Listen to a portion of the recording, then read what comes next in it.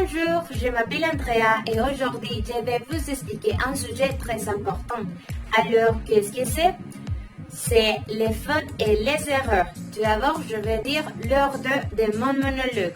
Dans la première partie, je vais vous expliquer la différence entre les termes erreur et faute et aussi les typologies des erreurs. Dans la deuxième partie, je ferai une explication des étapes de remédiation des erreurs. Et dans la troisième partie, je montrerai un exemple d'une grille d'évaluation. Et à la fin de mon monologue, je dirai une petite conclusion. Commençons. S'il vous plaît, faites attention à les suivants diapos. L'erreur. Le terme erreur fait référence à l'acte de se tromper et aussi d'adapter, d'exposer une opinion non conforme à la vérité. Donc, on peut dire qu'une erreur linguistique est faite par un étudiant quand ils n'ont pas les connaissances respectives à certaines règles spécifiques. Selon le dictionnaire, il mentionne que tout apprentissage c'est une source potentielle d'une erreur, c'est-à-dire que sans erreur, il n'y a pas d'apprentissage. Pour ces raisons, on peut dire qu'une erreur, c'est une activité positive à l'avenir. Le terme faute, il fait référence à toute action qui en fait mal, mais on a les connaissances, c'est-à-dire que les fautes qui on fait sont d'accord à une situation. Par exemple, pour les nerfs, d'inattention ou d'oubli et aussi de confusion, mais n'est pas un manque de connaissances. C'est différent à l'erreur. Maintenant, nous allons voir quelles sont les typologies des fautes et des erreurs. La première, c'est de type lexical. Il correspond à la confusion, les emprunts et les faux amis. La deuxième, c'est morphologique. C'est correspondant à la formation des temps verbaux. Dans la troisième typologie, on trouve le morphosyntaxe. Il correspond à la concordance et à l'accord. Dans la quatrième typologie, c'est la syntaxe, c'est-à-dire qu'il fait référence à la structure et à l'ordre d'une phrase. Dans la cinquième, c'est la sociolinguistique. Il fait référence à le registre et le politesse. La sixième typologie, c'est l'orthographe. Il fait référence à les accents, les doubles consonnes, l'utilisation correcte de la ponctuation et aussi des majuscules et des minuscules. Dans le dernier, c'est la phonétique, c'est seulement dans la traduction orale. Maintenant, nous allons voir quelles sont les étapes de remédiation. La première, c'est l'activité de conceptualisation. L'étudiant doit analyser, réflexionner et aussi synthétiser la règle.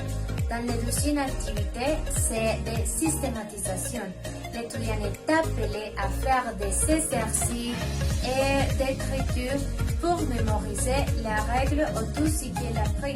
La troisième étape, c'est des activités de remplage. C'est seulement pour l'effort où l'étudiant peut faire des exercices d'écriture pour se corriger.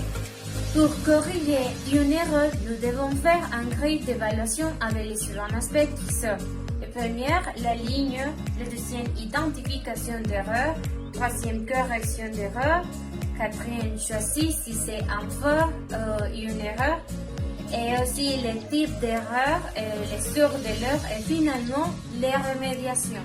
Ici, il y a un exemple d'un corpus linguistique. La première phase, c'est quand l'âge de 17 ans, j'ai commencé à saigner du nez et de la bouche. La deuxième, pendant un moment, je pense que c'était grâce à la grippe que j'avais, mais ce n'était pas le cas. Maintenant, nous allons corriger des erreurs avec l'utilisation d'un grille d'évaluation. La première erreur est trouvée dans la ligne numéro 2 correspondant au corpus. Donc, l'erreur est qu'il n'y a pas le pronom personnel. La correction, c'est je et c'est en faute de typologie syntaxe parce qu'il y a un manque d'éléments dans la phrase, dans ce cas, le pronom personnel. Et les sources de l'erreur, c'est du oubli, de l'axus, aussi de la inattention et aussi de l'interférence avec la langue maternelle. L'étape de résoudre que nous devons faire, c'est seulement le remploi. Dans ce cas, un exemple pour faire une écriture avec l'utilisation des pronoms personnels. Le suivant erreur. Quand l'âge. Correction, quand j'avais l'âge, c'est une faute de typologie syntaxe et morphosyntaxe. Syntaxe parce qu'il manque un élément que c'est je, c'est le pronom, et morphosyntaxe parce qu'il n'y a pas les corrects concordants d'un verbe qui c'est le imparfait. Donc, les sources, c'est confusion de conjugaison, mauvaise application de la règle et aussi des oublis. Donc, dans l'étape de remédiation, l'étudiant doit employer seulement le remploi, fait en écriture avec l'utilisation correcte de l'imparfait. Les suivantes erreurs, c'est j'ai commencé, la correction c'est j'ai commencé. Il a ajouté un double E et avec l'utilisation de l'auxiliaire avoir. Donc, avec le passé composé et le verbe avoir, on ne fait pas l'accord des genres. C'est pour ça que la typologie c'est morphosyntaxe parce qu'il change les morphèmes et aussi les mauvaises applications de l'accord. Et les sources, c'est mauvaise interprétation de la règle, confusion et interférence de la langue.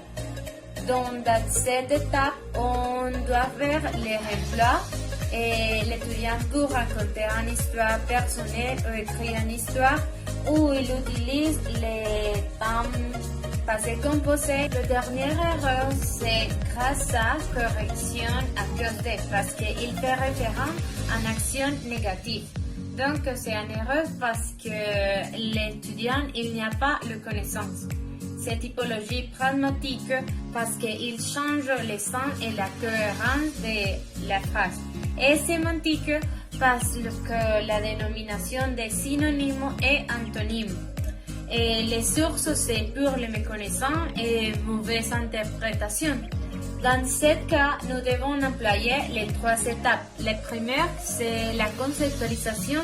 L'étudiant peut souligner les mots qui correspondent à les connecteurs logiques des conséquences. Dans la deuxième, que c'est cette systématisation, l'étudiant peut compléter et écrire des phrases avec l'utilisation des connecteurs des conséquences. Et le troisième, de remploi, l'étudiant doit écrire un texte avec l'utilisation des connecteurs des conséquences. Donc, merci pour votre attention. À bientôt.